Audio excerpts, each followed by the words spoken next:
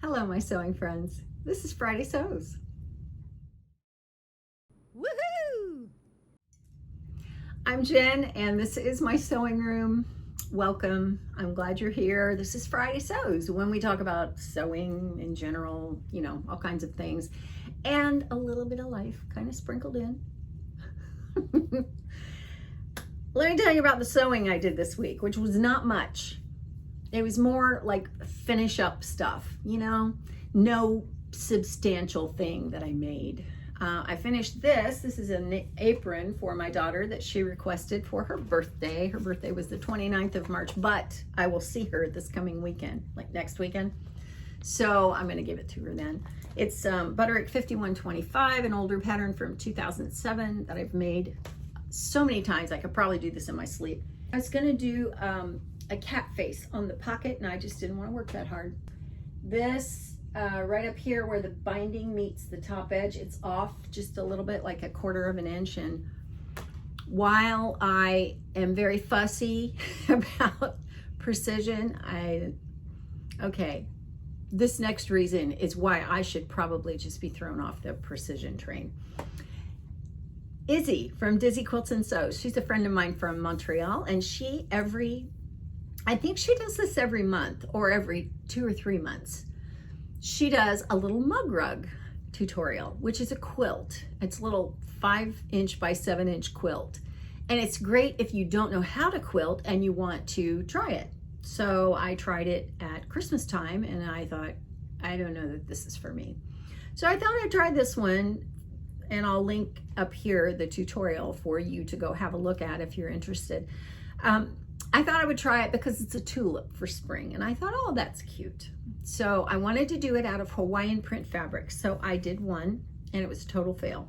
It did not look like this. And then because I would not be conquered by a 5 by 7" quilt, I did another one. So this is what it looks like. It's a little tulip. And I am more happy with this than not. I also went over to Pin Cut Sews tutorial on how to join your ends of a quilt binding. And I love this method. I'm never going to do anything else, I don't think. I really love it. And so I'll link that up here too. I don't know about me and binding. I don't think I'm very good at this. This binding, I don't know. It looks so rounded. And I think probably that's the nature of the beast. It's going to look rounded no matter what you do. But I was happier than not with this. And I thought, all right, I can do this.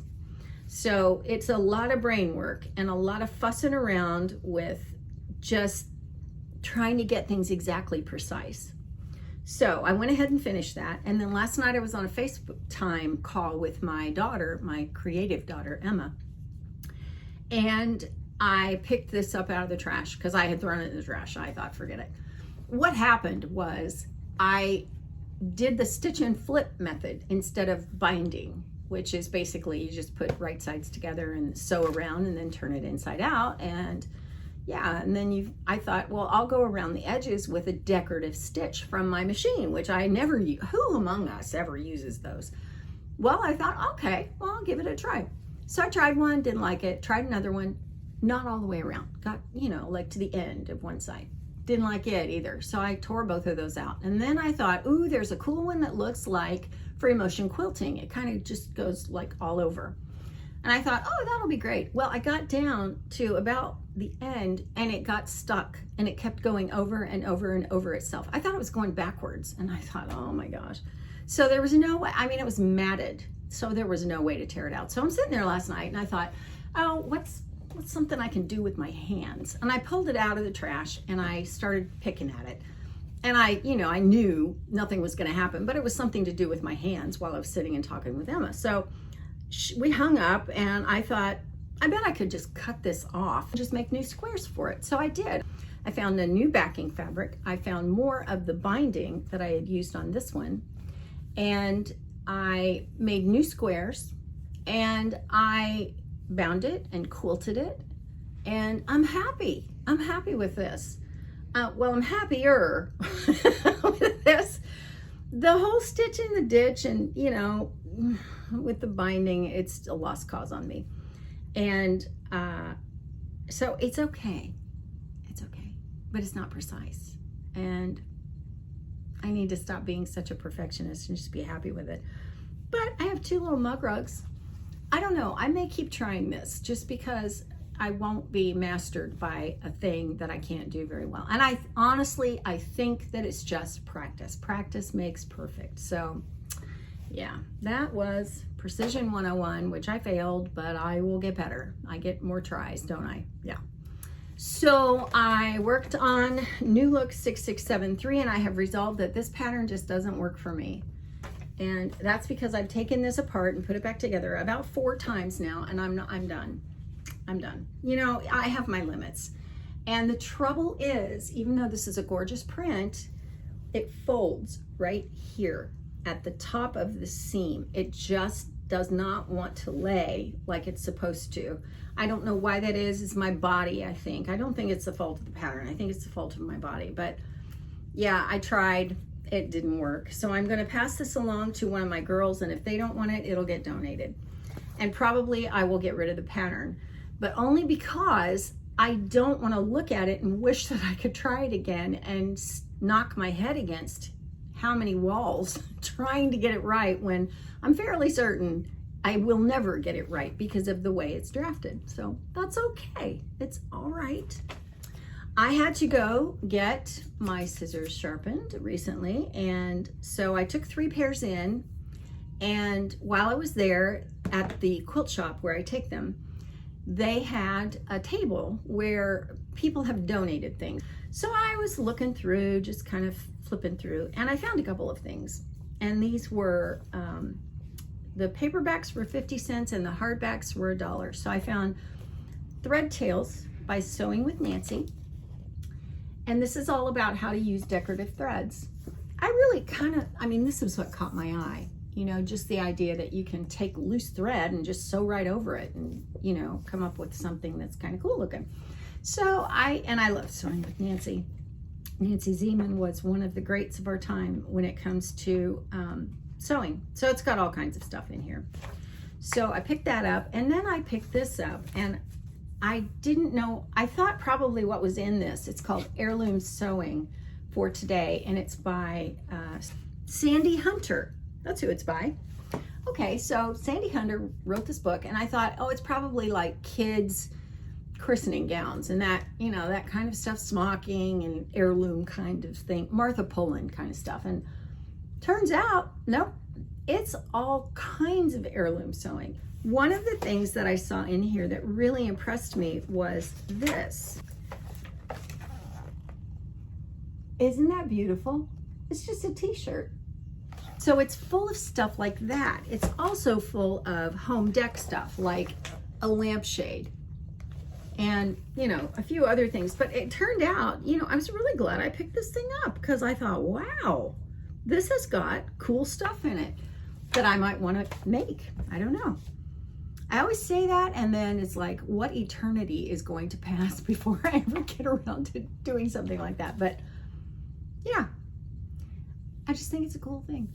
Then I noticed that they had a shelf with all kinds of purses on it that were made from patterns by, I don't know, quilt makers, bag makers, you know, independent patterns. And so normally I just go right by that stuff. It's like, it's a big tote bag, and yeah, I don't need that.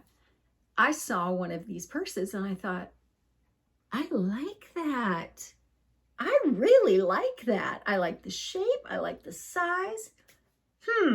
Well, I couldn't find the pattern. So I thought, well, I'd ask at the counter. So I did. And they said, we don't have it in stock. And so we'll call you when it comes in. And so they called me about my scissors. And shortly after that, they called me about this pattern. It's called the Versatile Wave pattern. The purse is 12 inches by 8.5 inches. And it's by Susan Rooney. You've probably seen it. But I didn't realize that this wavy part right here, that comes off as a separate piece into which you put the actual purse. It looks like this. I just think that's pretty cool. So when I went in to pick up my scissors, 3 pairs that are now sharp, thank you so much, Charlotte Quilt Studio, I picked up my pattern too. So I'm really interested in making this. And so between that and the quilting, who am I? I don't know. I'm also going to go back over to pick up one more pair of Kai scissors that I always use at my table that I wanted to have sharpened. And so I can go around and look at all the eye candy in that quilt shop and maybe find some fabric that I want to do this with. More shopping that I did. Okay, I watched Carmen Salome. I think I always pronounce her name wrong. Anyway, I was watching a video that she put out, which I will link up here, and she had ordered some things on Temu. Temu is like Amazon met Dollar Tree here in the US, even though a lot of what it is, probably the bulk of what it is shipped in from China. So if you're outside the US and you've ever used AliExpress, very similar, very, very similar. So I went on the website and started looking around, and I was looking for this, which is a little pin that I absolutely adore. Carmen had gotten this, and I thought, oh, I would really like to have that. This was 89 cents. And I was so happy about that because I thought I really wanted it. So yeah, 89 cents. Oh my gosh. So of course I had to have a look around. And I pulled out, I ordered a lot of things, but I pulled out the sewing things that I thought I would show you. So I kind of went a little crazy on the thread snips. I got an inordinate amount of thread snips. Well, these are the carbon ones, and you can tell they're really sharp. I had, these are the gold ones, and then I'm using them already. This is a red pair. Now these are a little bit shorter than the gold and the black, but that's fine. It fits in my hand just fine. And I didn't ever used to like these for cutting threads at my sewing machine, but I got used to them and I love them now.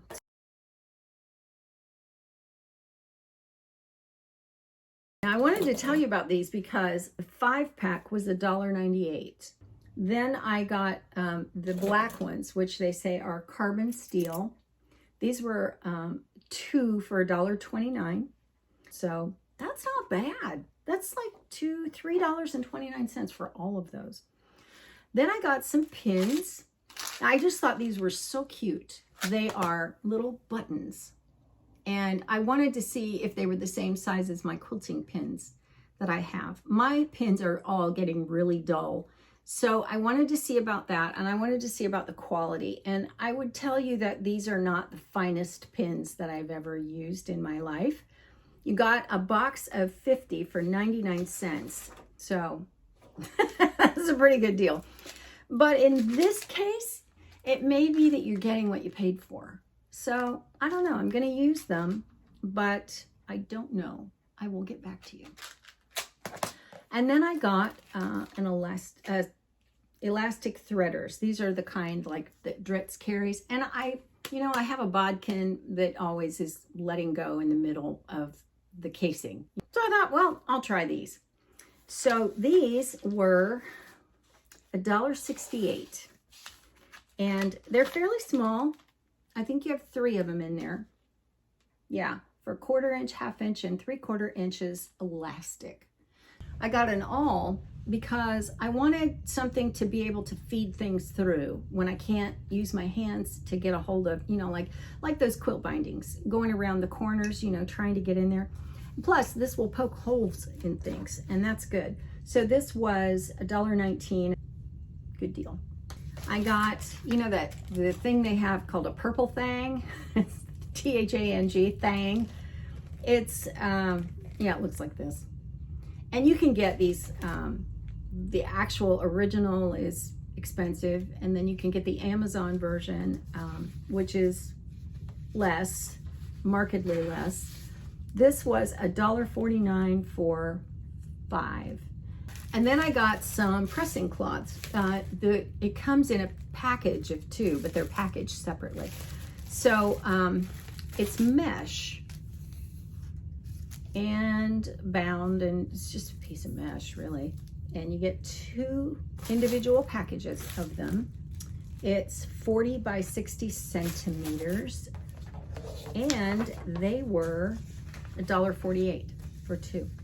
And lastly, I got this. This is a little vacuum. It's got a USB port where you can charge it up.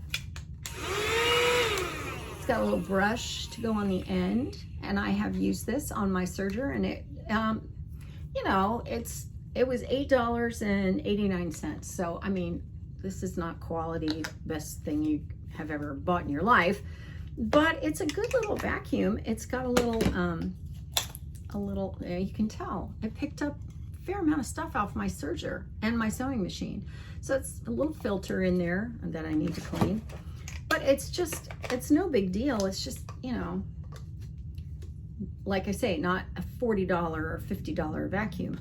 And it doesn't have a whole lot of sucking power, but I don't care. I didn't need anything terribly fancy. I have a paintbrush that I can get in there and just use to, you know, and I could even use the brush on this to just, you know, get lint and stuff out in there.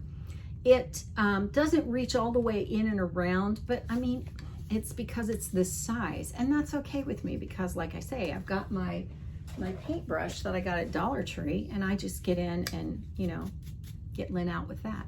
What I can't reach with this, but this is just nice because it's a vacuum. So $8, you know, almost $9. That was all right with me. So that is my haul from Temu. I have since gotten a couple more things, and one of them I'll show you just because this is too cute. I'll get my paper scissors, even though it's been proven that, you know, you're not gonna dull your scissors. I don't know, too many years of being told, don't use those scissors unless it's fabric. Okay, in my family, we always say, I love you all the way to heaven and back.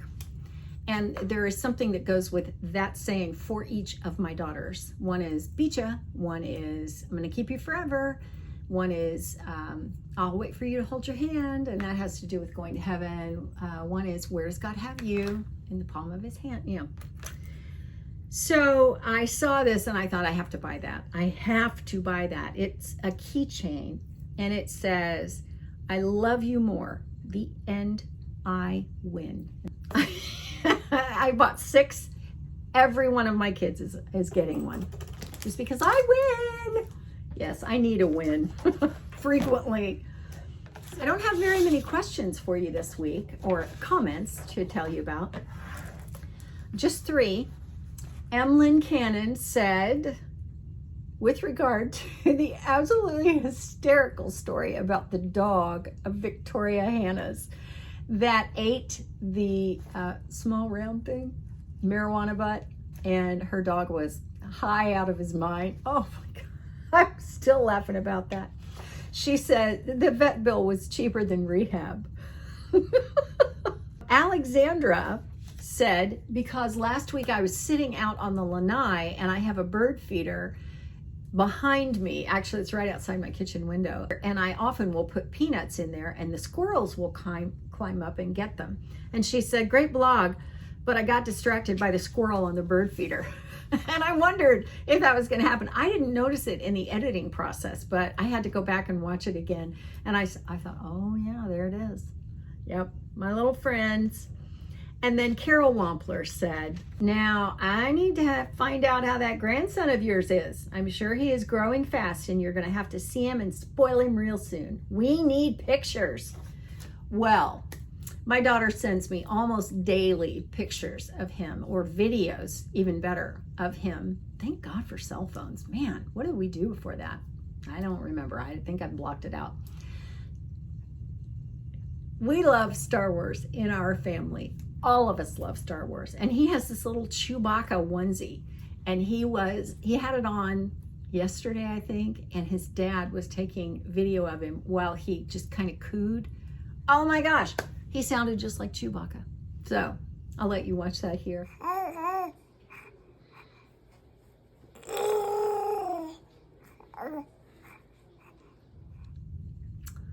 Cutest. I know everybody says theirs is the cutest, but you know, are you sure about that? Because I think mine is. I have a biased opinion. I know.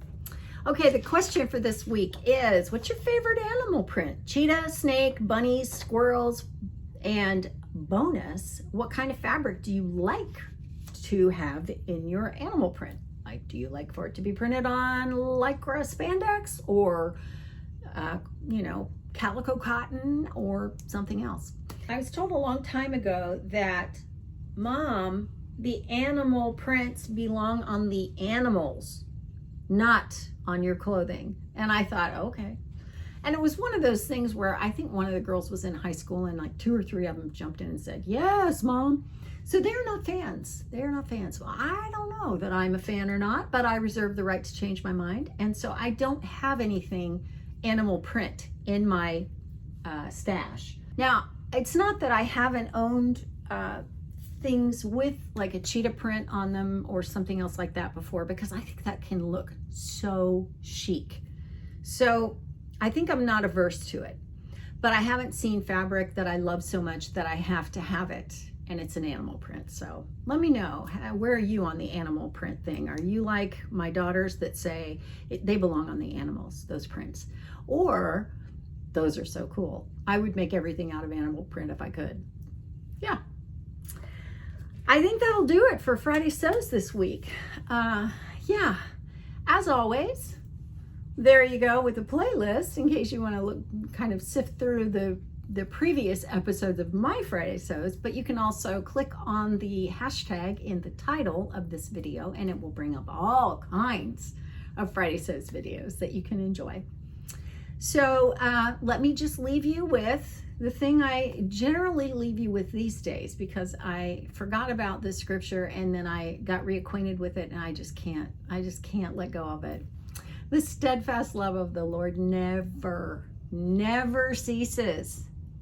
His mercies, they never come to an end. Never. They are new every morning. Great is your faithfulness, God. I'll see you next time. Thanks for watching.